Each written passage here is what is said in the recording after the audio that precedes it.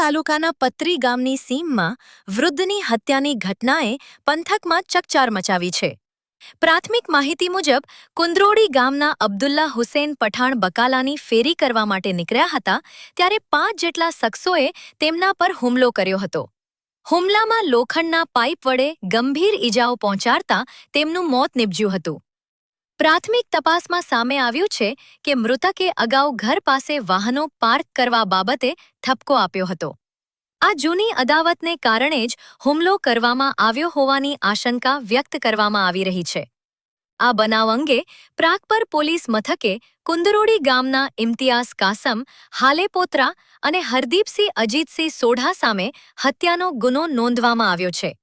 જો કે મૃતકના પરિવારે હુમલામાં 5 જેટલા લોકો સામેલ હોવાનો આક્ષેપ કર્યો છે અને વધુ લોકોની સંડોવણી હોવાની શંકા વ્યક્ત કરી છે.